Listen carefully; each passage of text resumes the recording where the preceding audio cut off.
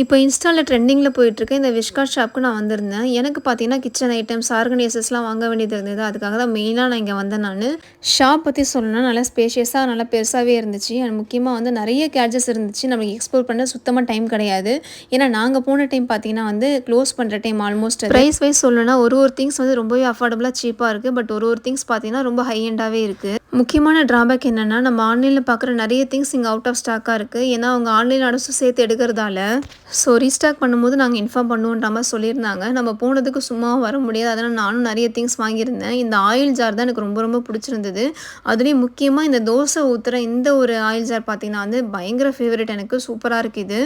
அது கூடவே கத்தி மாட்டுற மேக்னெட்டு, அப்புறம் வந்து ஆணி இல்லாம யூஸ் பண்ற அந்த ஸ்டிக்கிங் ஹூக்கு, லாஸ்ட்டா பார்த்தீங்கன்னா வந்து வால்பேப்பர் தான். கிச்சன் வால்பேப்பர் வாங்கியிருந்தேன். அந்த வால்பேப்பர் போடும்போது பார்த்தீங்கன்னா வந்து ரொம்பவே ஏர் பபிள்ஸ் இருந்தது. பட் போட்டதுக்கப்புறம் வந்து நல்லா செட் ஆயிடுச்சு. ஆயில் ப்ரூஃப், வாட்டர் ப்ரூஃப் 2மே இருக்கு.